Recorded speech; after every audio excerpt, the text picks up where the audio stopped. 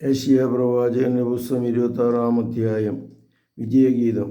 ഇനി യൂദയുടെ മേൽ കീർത്തനം ആലപിക്കും. നമുക്ക് പ്രബലമായൊരു നഗരമുണ്ട്. കർത്താവ് നമ്മുടെ രക്ഷയ്ക്ക് വേണ്ടി കോട്ടകൾ ഉയർത്തിയിരിക്കുന്നു.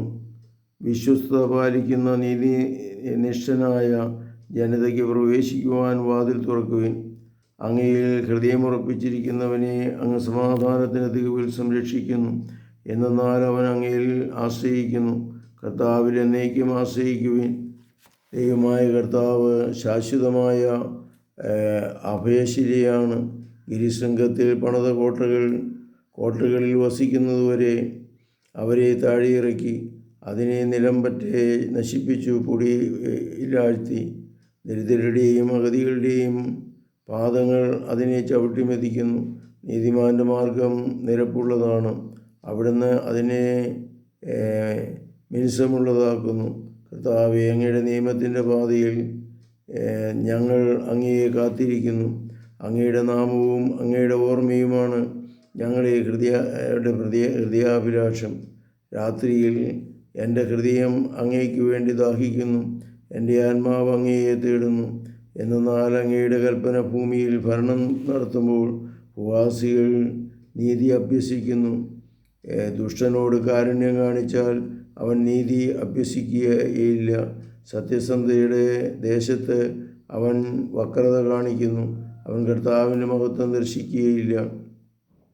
കർത്താവേ, അങ്ങ് കരം ഉയർത്തിയിരിക്കുന്നെങ്കിലും അവർ അത് കാണുകയില്ല. അങ്ങയുടെ ജനത്തിന് വേണ്ടിയുള്ള അവിടുത്തെ തീഷ്ണതയെ കണ്ട് അവർ ലജ്ജിതരാകട്ടെ. അങ്ങയുടെ ശത്രുക്കൾക്ക് വേണ്ടിയുള്ള അഗ്നി അവരെ ദഹിപ്പിച്ച് കളയട്ടെ. കർത്താവേ, അങ്ങ് ഞങ്ങൾക്ക് സമാധാനം നൽകുന്നു. ഞങ്ങളുടെ പ്രവൃത്തികൾ യഥാർത്ഥത്തിൽ അങ്ങാണല്ലോ ചെയ്യുന്നത്.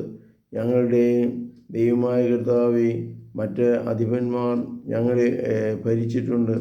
എന്നാൽ അങ്ങയുടെ നാമം മാത്രമാണ് ഞങ്ങൾ ഏറ്റുപറയുന്നത്. അവർ മരിച്ചു, ഇനി ജീവിക്കുകയില്ല.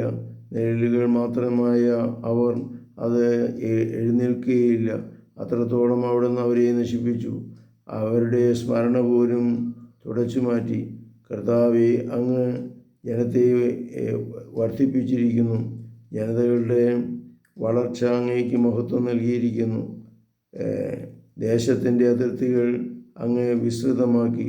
കർത്താവെ, കഷ്ടതകൾ വന്നപ്പോൾ അവർ അങ്ങയെ അന്വേഷിച്ചു. അങ്ങയുടെ ശിക്ഷ തങ്ങളുടെ മേൽ പതിച്ചപ്പോൾ അവർ അങ്ങയോട് പ്രാർത്ഥിച്ചു.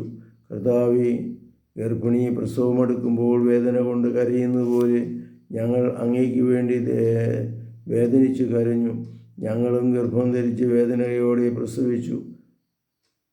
എന്നാൽ കാറ്റിനെ പ്രസവിക്കുന്ന പോലെയായിരുന്നു അത്. ദേശത്തെ രക്ഷിക്കുവാൻ ഞങ്ങൾക്ക് കഴിഞ്ഞില്ല. ഭൂമിയിൽ വസിക്കാൻ ഇനി ആരും ജനിക്കുകയില്ല. അങ്ങയുടെ മരിച്ചവർ ജീവിക്കും. അവരുടെ ശരീരം ഉയർത്തെഴുന്നേൽക്കും. പൂഴിയിൽ ക്ഷയിക്കുന്നവരെ ഉണർന്ന് സന്തോഷകീർത്തനം ആലപിക്കുവിൻ. അങ്ങയുടെ ഹിമഗണം പ്രകാശം ചൊരിയുന്ന തുഷാരബിന്ദുവാണ്. നിഴലുകളോടെ താഴ്വരയിൽ അങ്ങത് വർഷിക്കും. ശിക്ഷയും രക്ഷയും. എൻ്റെ ദൈവം, വരുവിൻ. മുറിവിൽ പ്രവേശിച്ച് വാതിലടയ്ക്കുവിൻ. ക്രോധം ശമിക്കുന്നവരെ അല്പസമയത്തേക്ക് നിങ്ങൾ മറഞ്ഞിരിക്കുവിൻ. ഇതാ, ഭൂവാസികളെയും അവരുടെ അകൃത്യങ്ങൾക്ക് ശിക്ഷിക്കാൻ വേണ്ടി കർത്താവ് തൻ്റെ ഭവനത്തിൽ നിന്ന് ഇറങ്ങി വരുന്നു. തൻ്റെ മേൽ ചൊരിഞ്ഞ രക്തം വെളിപ്പെടുത്തും. വിധിക്കപ്പെട്ടവരെ ഇനി അവൾ മറയ്ക്കുകയില്ല. കർത്താവെ, അനുഗ്രഹിക്കണമേ. പരിശുദ്ധ പരമദിവ്യകാരുണ്യത്തിന് നേരവും ആരാധനയും സ്തുതിയും പുകഴ്ചയും ഉണ്ടായിരിക്കട്ടെ. ഈശോ മിശിഹായ്ക്കും സ്തുതിയായിരിക്കട്ടെ.